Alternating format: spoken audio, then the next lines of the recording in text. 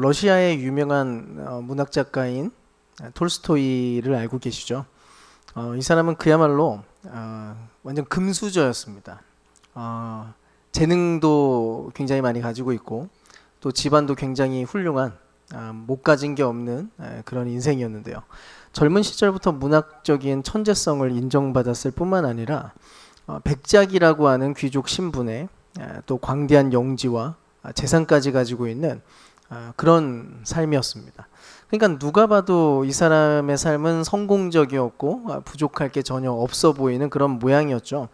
근데 그의 나이 50세쯤 되었을 때 그가 직면하게 된 아주 굉장히 심각하고 심오한 그런 질문들 때문에 마음이 요동치게 되는데요.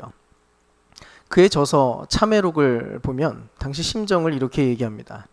나는 무엇 때문에 살고 있는가?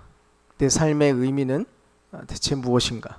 내가 지금까지 이룬 모든 것들이 내가 죽고 나면 죽음 이후에는 과연 무슨 소용이 있는가?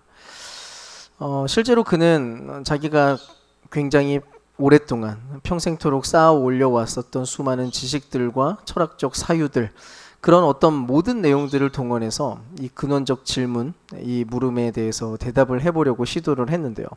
그럼에도 불구하고 이걸 도무지 해결할 수 없다는 그런 절망감 때문에 고민이 너무 깊어져서 심지어는 극단적인 선택까지 시도했던 그런 경험도 있습니다.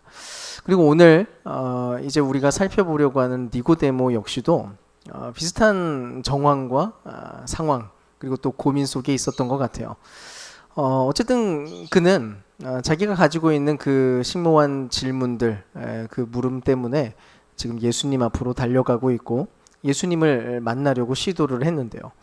이제 우리가 차근차근 그 만남을 좀 살펴보면서 우리 안에 있는 깊은 질문들도 돌아보고 주님께서 주시는 그 특별한 대답을 우리가 함께 경청하는 시간이 됐으면 좋겠습니다. 오늘 등장하는 니고데모는 백성들을 가르치는 종교 지도자 겸 선생이었어요.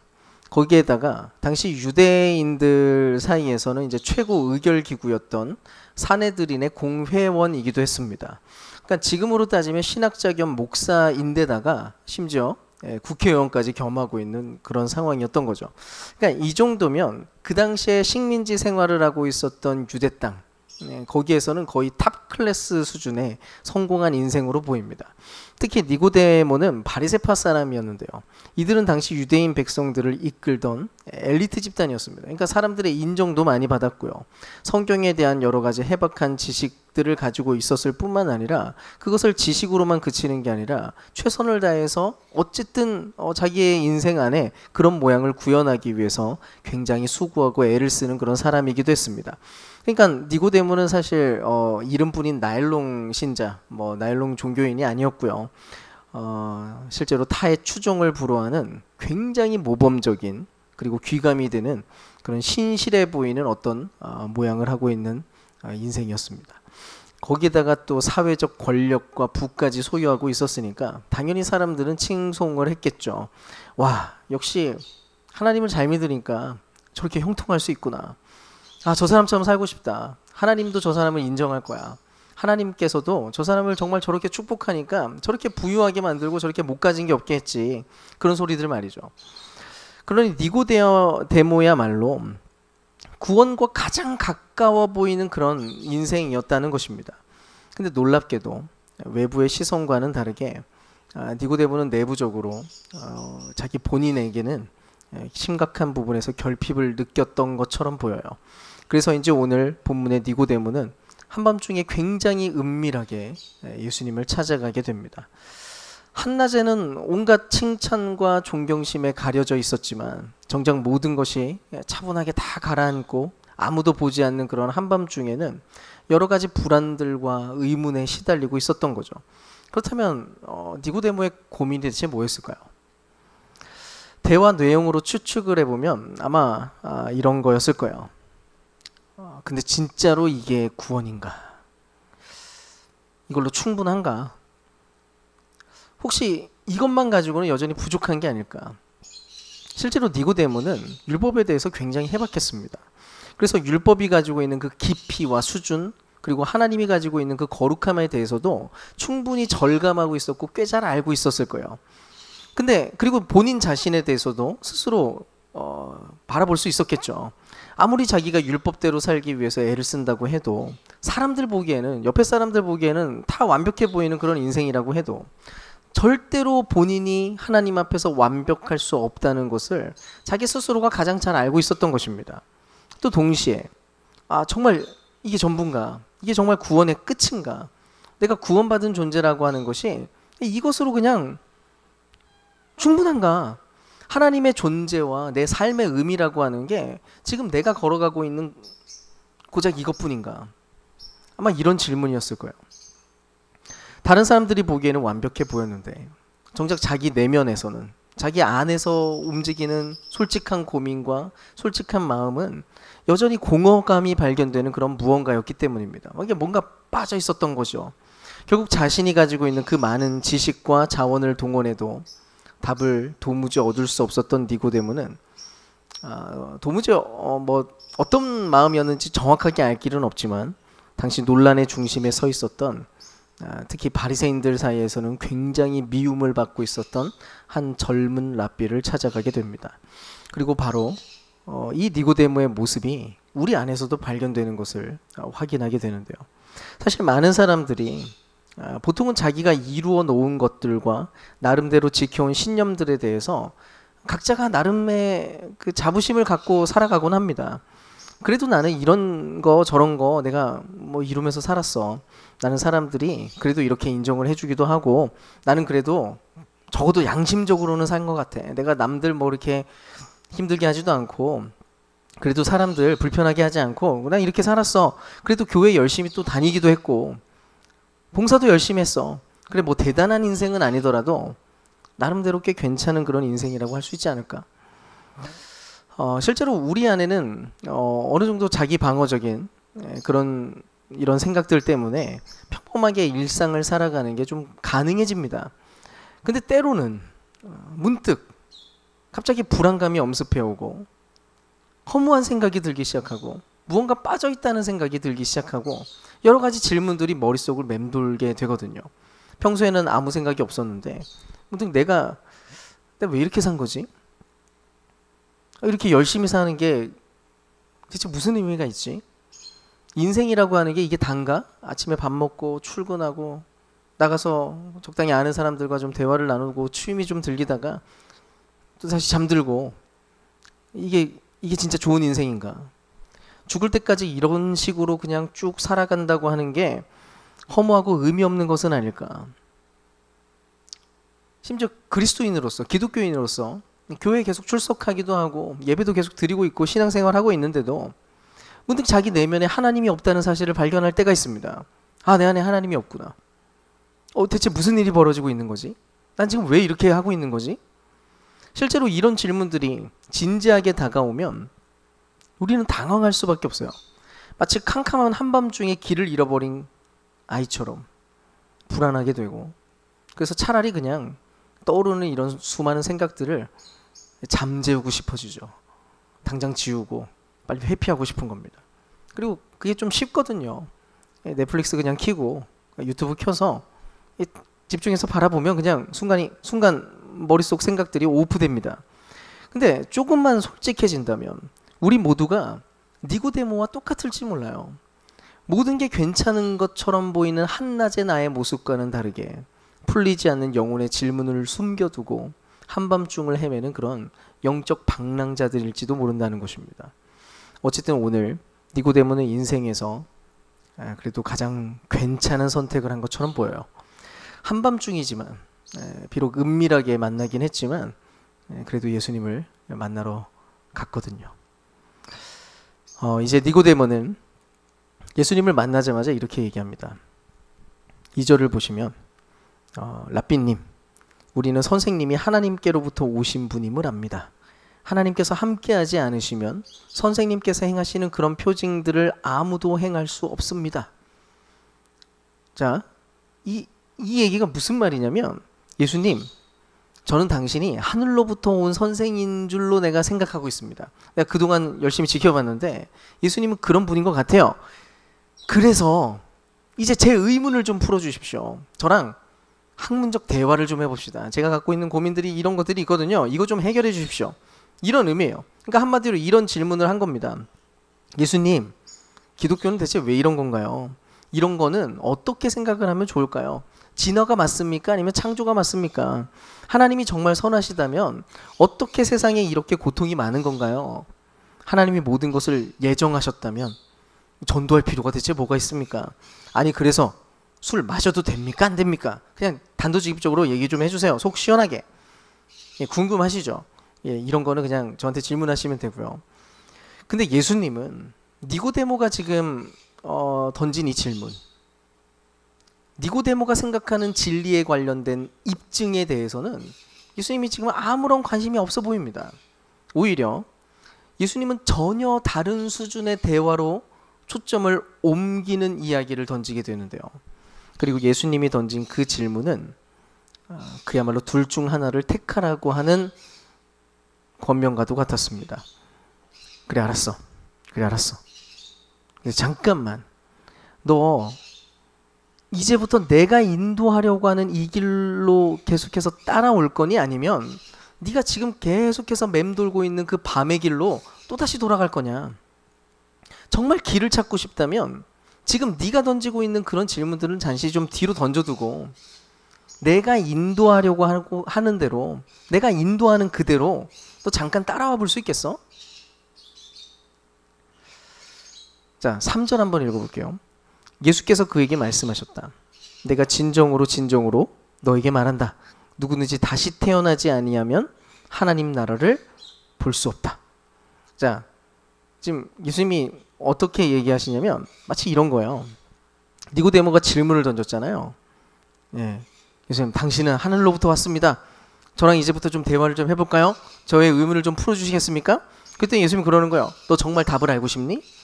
너 왜 인생이 그렇게 공허한지, 왜 그토록 불안한지, 구원 얻는다는 것이 대체 무엇인지, 어떻게 해야 진짜 좋은 인생을 살게 되는지 너 진짜 알고 싶어?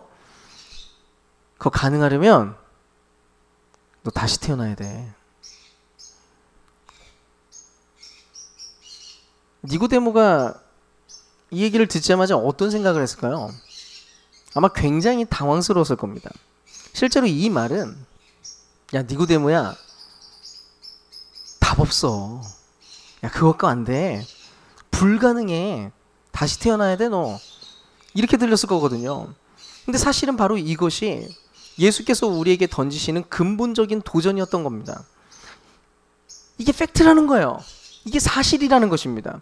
현재 우리의 상태와 우리의 수준으로는, 인간의 힘으로는 답을 절대로 못 찾을 거라는 얘기거든요. 사실 우리는 외면적으로는 다들 이상이 없어 보입니다. 이 상태로 그냥 뭔가 조금씩 수정하면 될 것처럼 보여요. 아침에 일어나서 직장에 가거나 학교에 가고 사람들을 만나서 적절히 뭐 나름대로의 관계도 맺고 적절한 목표를 세워나가면서 그것을 이루어 나가는 인생을 삽니다. 그리고 때때로 그것을 이루기도 하고요. 나름의 기쁨과 즐거움도 누립니다. 근데 잠시 우리의 인생과 세상의 현실을 정직하게 바라보면 굉장히 많은 부분이 깨어져 있고 심각하게 어긋나 있다는 것을 발견할 수밖에 없다는 거예요. 먼저 우리 안에도요.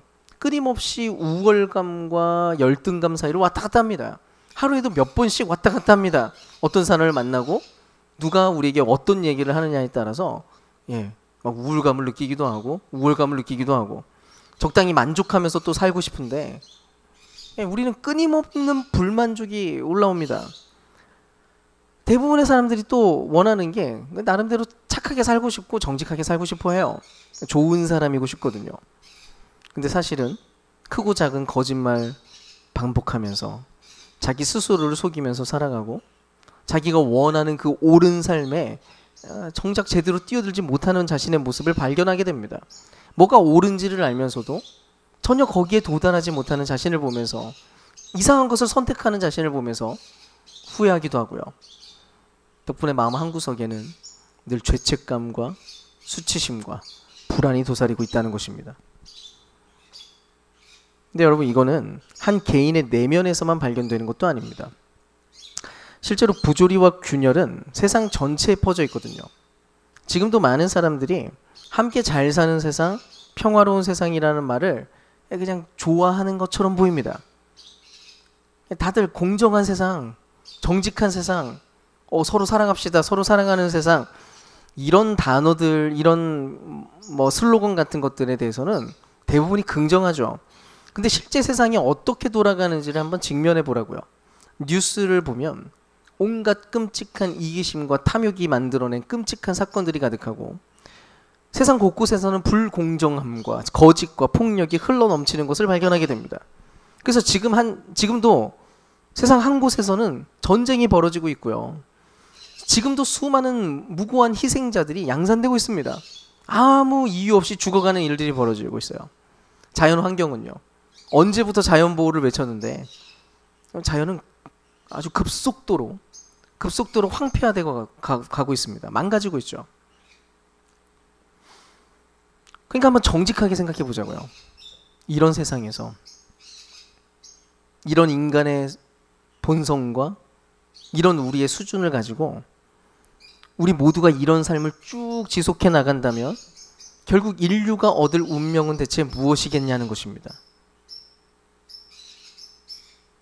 그게 바로 죽음입니다. 실제로 우리의 내면은 어떤 면에서는 이미 죽어가고 있는 중이고, 우리의 육체도 결국 반드시 죽음을 맛볼 수밖에 없는 그런 상황이에요. 바로 이것이 니고데모에게, 그리고 우리에게 도전하시는 근본적인 상태인 것입니다. 니고데모야, 너 지금 그 질문이 중요한 게 아니야. 야, 네가 지금 묻고 있는 거, 그래, 네 물음에 대해서 하나하나 답변하면 좀 시원해질 수는 있겠지. 근데 그거 가지고 네가 답을 얻을 수 없다고. 약간의 조언과 지혜로운 대답을 조금 추가한다고 되는 문제가 아니라는 거야. 어차피 그거 들어도 결국 답이 없어. 이거 다시 태어나야 되는 문제야. 다시 태어나지 않고서는 진짜로 답이 없어. 지금 이 상태로는 안 된다고요. 겉으로는 멀쩡해 보여도 손댈 수 없는 수준으로 병들고 깨어진 우리의 인생과 세상의 현실 한가운데서 인간의 어떤 노력이나 어떤 선행이나 어떤 종교적인 열심으로도 절대로 회복할 수 있는 그런 수준의 내용이 아니라는 것입니다. 가끔 기독교인들도 착각합니다. 우리가 가지고 있는 신앙이라고 하는 게 그냥 교회 좀 열심히 다니고 예배 참석하고 이런저런 종교 행위를 하면서 조금씩 그냥 좀 발전할 수 있고 좋아지는 거? 미안하지만 그런 걸로도 아무런 답이 되지 않는다는 거예요. 그래서 주님이 그러십니다. 네 힘으로는 절대로 되지 않는 거니까 더 이상 묻지 마. 그거는 확실하게 말할게. 포기해. 지금 예수님 그러고 있는 거예요. 근데 이 이야기가 단지 절망의 선언이 아니었다는 것입니다. 오히려 이 부분에서부터 진정한 희망을 보여주는 방향으로 옮겨가기 시작하는데요. 실제로 예수님이 사용하셨던 다시 태어나다라고 하는 단어는 아나바이노라고 하는 헬라어인데요. 아나라고 하는 전치사와 바이노라고 하는 동사가 결합된 단어예요. 그러니까 아나 같은 경우는 이제 위로부터라고 하는 뜻을 가지고 있고요. 바이노가 태어나다인데, 그러니까 위로부터 태어나다라고 하는 뜻을 가지고 있습니다. 예수님이 정확하게 이 얘기를 하고 싶었어요. 예수님은 지금 니고데모야, 너는 하늘로부터 다시 태어나야 돼. 너는 하늘로부터 다시 태어날 수 있어. 이런 놀라운 희망을 선언하고 있는 중이었던 것입니다.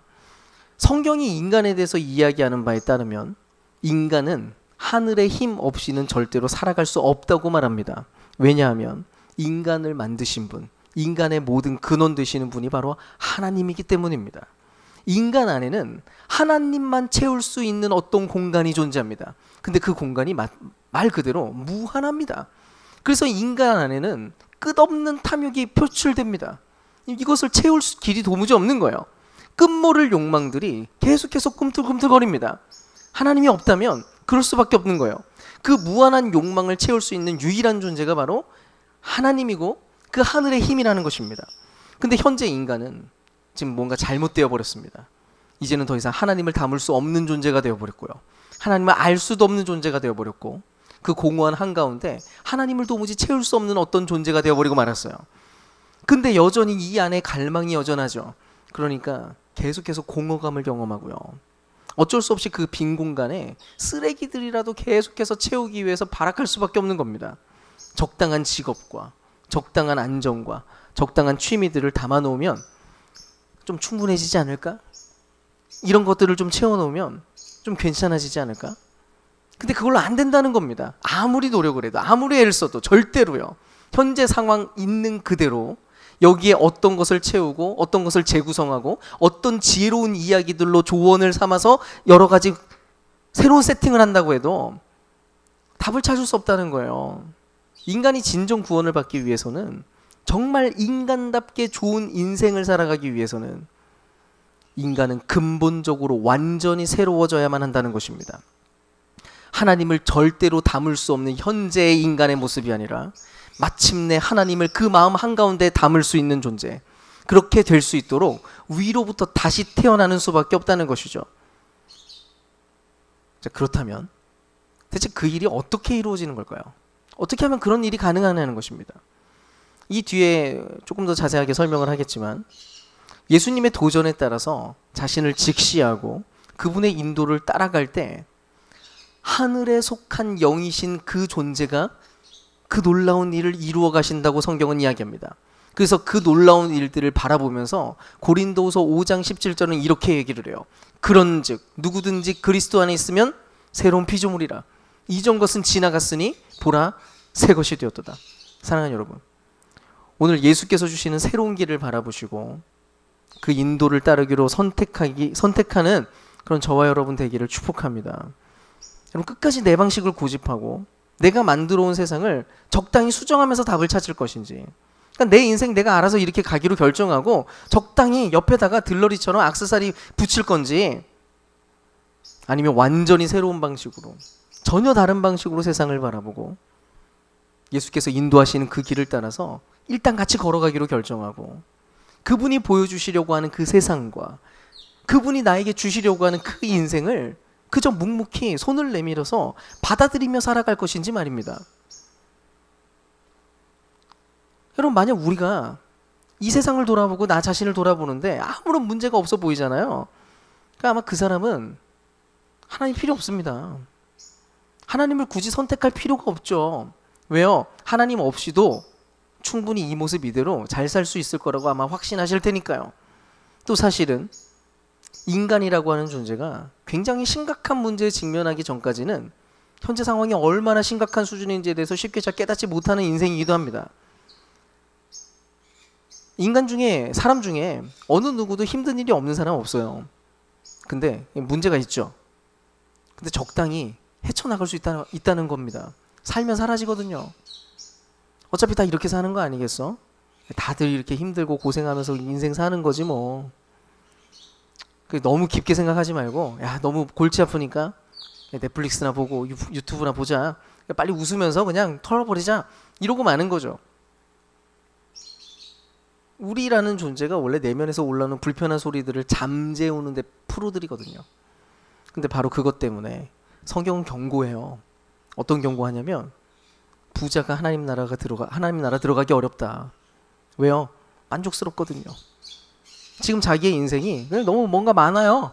이걸로 충분해 보여요. 뭐 더 이상 뭐가 필요한 게 있겠어요. 성경이 얘기합니다. 마음이 가난하고 슬픈 마음이 있는 사람들은 복된 사람들이다. 그래서 어쩌면 교회를 다니고 있는 사람들조차도 하나님을 그저 있어도 그만, 없어도 그만, 이런 수준으로 생각을 하고, 신앙생활이라고 하는 것도 그냥 내가 내 갈 길 알아서 걸어가다가 약간 고상한 느낌을 갖고 싶은 그런 수준으로 이해되고 있는지도 몰라요. 적당히 교회 좀 오고 적당히 사람들 만나면서 적당히 웃으면서 한 번 정도는, 주일날 한 번 정도는 좀 그렇게 지내면 자기가 뭔가 좀 그래도 괜찮은 사람인 것처럼 보이고. 여러분, 안타깝게도 이런 사람들은 절대로 다시 태어날 수 없다는 사실을 아셔야 됩니다. 그렇다면 이제 정말 다시 태어나는 일, 어떻게 위로부터 태어나는 일이 가능할까요? 예수님께서 13절에서 16절까지 이렇게 대답하십니다. 하늘에서 내려온 이 곧 인자밖에는 하늘로 올라간 이가 없다. 모세가 광야에서 뱀을 든 것 같이 인자도 들려야 한다. 그것은 그를 믿는 사람마다 영생을 얻게 하려는 것이다. 하나님께서 세상을 이처럼 사랑하셔서 외아들을 주셨으니 이는 그를 믿는 사람마다 멸망하지 않고 영생을 얻게 하려는 것이다. 아멘. 이 이야기는 민수기에 나오는 한 사건을 기억하게 만드는 그런 내용인데요. 이스라엘이 광야를 지나올 때 이스라엘 백성들이 늘 그랬던 것처럼 하나님께 계속 불만을 표출했습니다. 끊임없이 불평을 했어요. 그래서 하나님께서 이들을 좀 이렇게 좀 고치고 가르치기 위해서 불뱀을 보내십니다. 이 불뱀이 이제 이스라엘 전역에 퍼져가지고 막 이렇게 사람들을 물었던 거죠. 그래서 그 불뱀에 물린 사람들이 이제 막 죽어가기 시작합니다. 그래서 모세가 하나님께 나아가서 기도를 했어요. 하나님, 이러시면 안 됩니다. 이렇게 우리 다 죽이실 겁니까? 살려주십시오. 그랬더니 하나님이 생뚱맞은 해결책을 내려주셨어요. 그게 뭐였냐면, 아까 너네가 물렸던 그 불뱀 있잖아. 그 불뱀 모양을 노수로 만들어. 그리고 그 노뱀을 장대에 매달아서 올려놔. 그리고 그것을 쳐다보는 사람은 살고 쳐다보지 않으면 죽게 될 거야. 굉장히 이상한 얘기였어요. 그리고 성경은 얘기합니다. 당시 그 불뱀을, 그 노뱀을 본 사람은 구원을 받았고요. 노뱀을 보지 않은 사람들은 죽었다라고 이야기를 합니다.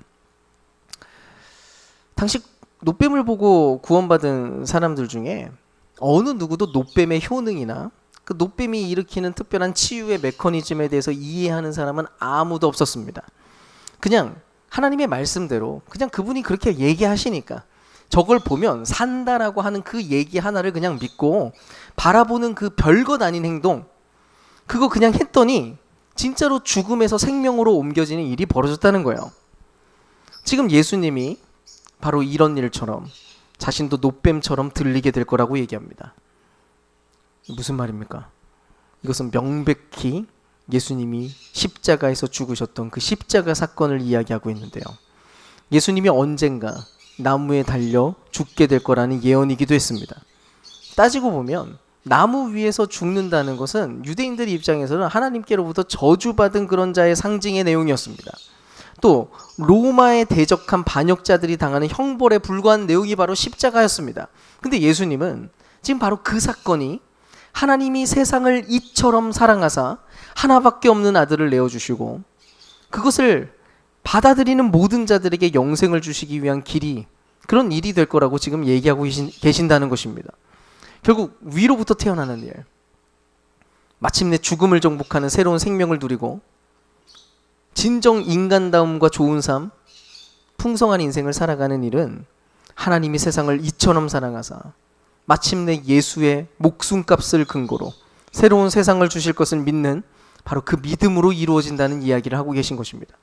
그냥 노뱀 한 번 봤을 뿐인데 살려주신 것처럼, 비록 우리가 구원의 모든 원리를 전부 다 이해하지 못한다고 할지라도 십자가의 죽음이 우리에게 어떻게 새로운 생명을 주고 진정 인간답게 살게 만드는지 그 모든 신학적 메커니즘을 전부 다 설명하지 못한다고 해도 어떻게 우리가 그런 자리에 설 수 있는지 우리가 다 알지 못하지만 오직 믿음으로 예수 그리스도를 영접한다면 그분이 마침내 우리에게 진정한 치유와 회복을 주시고 영원한 세상을 주시는 그분이라고 받아들인다면 마침내 위로부터 태어나는 생명이 주어지게 될 거라고 이야기하는 것입니다. 여러분, 이 얼마나 멋지고 놀라운 초대입니까? 이것은 그야말로 모든 지적인 교만과 스스로의 힘으로 구원을 얻겠다고 시도하는 모든 방법들을 내려놓게 만드는 완전한 은혜의 초대인 것입니다. 그래서 이제 우리가 할 일은 굉장히 단순해졌어요. 복잡한 율법 조항을 다 지키려고 애를 쓰는 게 그게 신앙생활이 아니라는 것입니다. 높은 도덕적인 경지에 오르기 위해서 고행을 시도해야 되는 게 아니라는 거예요. 유일한 근거는 오직 우리를 위해 자기 전부를 내어주신 예수님이시기 때문에 우리는 다만 그분이 세상의 유일한 해결책이라는 사실을 믿고 받아들여서 그를 나의 구원자이자 삶의 주인이라고 그렇게 모시면 된다는 것입니다. 아마 이런 생각이 들 수도 있어요. 정말 그걸로 충분합니까? 너무 간단한 거 아닌가요? 겨우 그거 하나로 구원을 받을 수 있습니까? 예, 맞죠? 우리 입장에서는 이게 너무 간단해 보입니다. 노뱀을 쳐다보면 사는 것처럼 이게 쉬워도 이게 이렇게까지 쉬워도 되나 하는 생각이 들죠. 근데 분명히 말하지만 이게 전부입니다. 예수께서 이미 이루셨기 때문에 우리가 무언가를 더 첨가할 필요가 없는 것이죠. 단지 예수님을 진지하고 진실하게 바라보는 거, 그것만이 필요한 것입니다. 그럴 때, 그저 붙잡기로 결정할 때 우리 안에 성령님이 오십니다.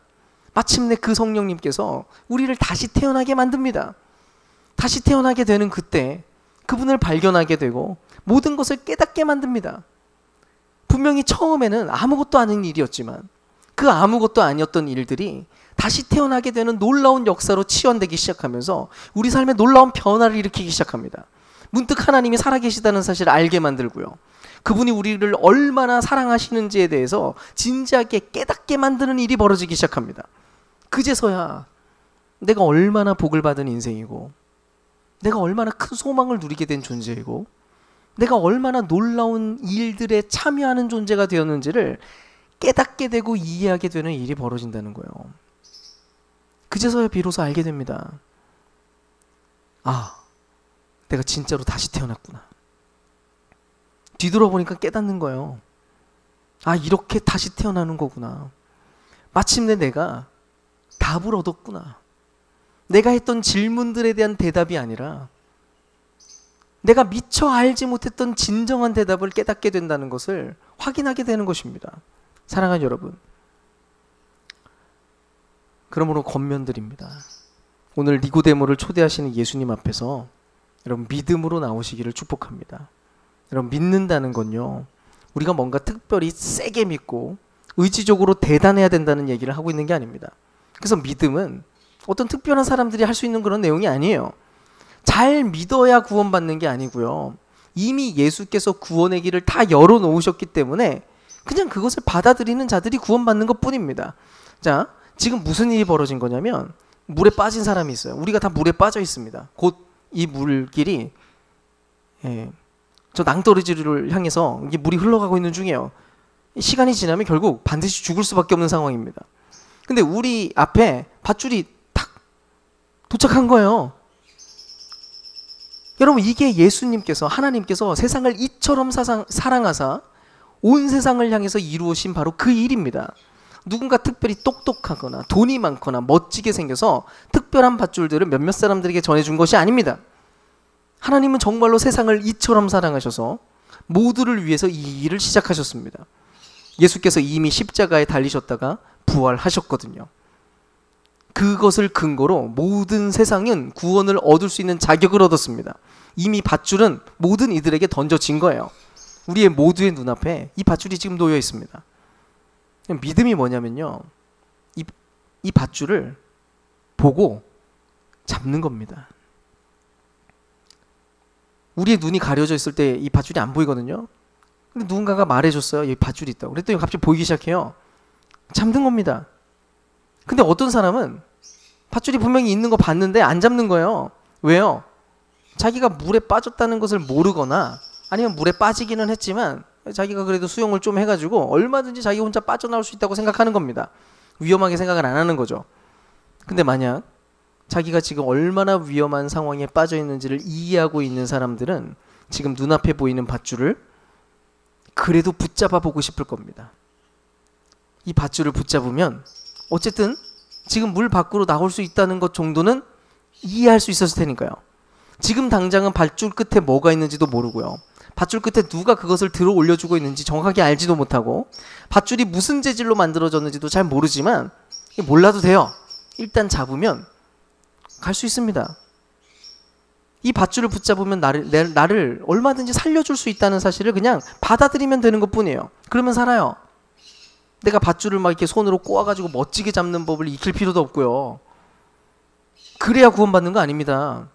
어떻게든 잡고 있으면 돼요. 어떤 모양으로든. 그 밧줄이 생명줄인 거지, 내가 잡고 있다는 것이 나를 살게 만드는 것이 아닙니다. 그 밧줄이 너무나 중요한 거예요. 아무것도 아니야. 그냥 잡는 거지. 그러니까 그냥 잘 몰라도 한번 잡아보는 것이 작지만 엄청난 변화를 일으키는 믿음이 될 수 있습니다. 그리고 그 작은 씨앗, 처음에는 아무것도 모르는 채로 그냥 잡았는데 밧줄 끝에 있는 그분을 만난 거예요. 그러면서 조금씩 조금 그분을 알아가고요. 점점 믿음이 커져가면서 이전에는 상상도 하지 못했던 새로운 변화의 여정들을 경험하게 만들 거라는 것입니다. 사실 오늘 본문에서 니고데모는 예수님과의 이 대화 끝에 흔쾌히 주님을 받아들이는 그런 모습을 보여주지 못합니다. 니고데모는 여전히 혼란스럽고 또 불안한 감정 속에서 예수님이 던진 이 이야기에 아무런 대답도 하지 않고 그냥 고민하며 돌아가고 말아요. 근데 재밌는 것은요, 예수님과의 이 만남이 아무 의미 없이 끝나지 않았다는 것입니다.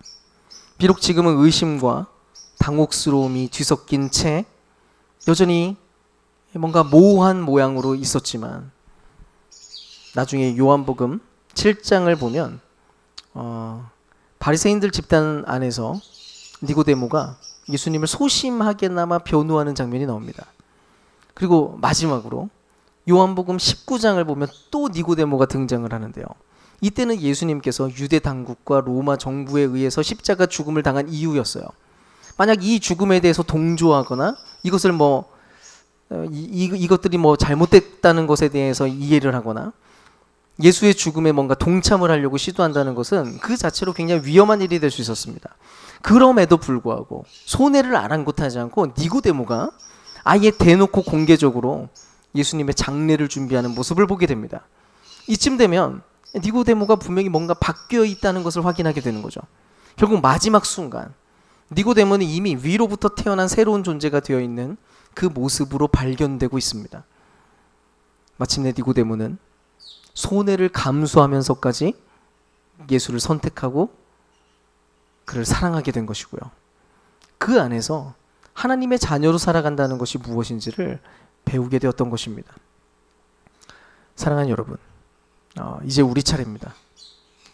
지금도 사람들은 적당한 외적 조건으로 만족하면서도 불안과 의문으로 살아가는 중이고, 많은 사람들이 여전히 종교 생활을 하면서도 불안과 의문을 안고 살아가거나 여전히 빈곤한 내면을 가지고 살아가고 있는지도 모릅니다. 하지만 기독교는 종교 생활하는 곳 아닙니다. 오히려 우리를 사랑하사 자기 자신을 내어주신 예수를 알아가고 그분을 사랑하는 곳이고요. 그 안에서 위로부터 오는 생명을 누리는 자리가 바로 우리가 서 있는 이 자리입니다. 오늘도 예수께서 우리를 만나주십니다. 오늘도 예수께서 당신을 만나주십니다. 무엇보다도 그분은 우리를 진정 다시 태어난 존재로 살아가기를 정말로 원하십니다. 이대로는 안 되니까요. 하지만 그 일은 우리의 노력과 지식과 애씀으로는 전혀 답을 얻을 수 없다는 사실을 인정할 때, 그래서 밤 한가운데서 그냥 또다시 허우적대면서 거닐면서 내 방식으로 길을 찾으려고 애를 쓰는 방식이 아니라 다만 그저 예수님의 인도를 따르고 믿음으로 그 도전에 반응할 때, 그저 그 밧줄을 붙잡을 때, 그때 시작되는 일입니다. 아마 그제서야 우리는 껍데기뿐인 신앙이 아니라 온전한 신앙생활을 하게 될 겁니다. 그제서야 우리는 어둠을 더듬더듬거리는 게 아니라 밝은 빛 아래에서 똑바로 길을 걸어가게 될 것입니다. 성령과 동행한다는 것이 무엇이고 예배한다는 게 대체 무엇인지를 제대로 알기 시작하고 삶에 헝클어진 모든 부분들이 풀려나가면서 삶의 의미는 점점 더 분명하게 되는 일이 벌어지는 것이죠. 부디 우리 모두가 진실한 믿음 안에서 단순히 밤의 방문객으로 그치는 것이 아니라 마침내 예수 그리스도의 공개적인 제자로 발견되는 그런 은혜가 있기를 주님의 이름으로 축원드립니다.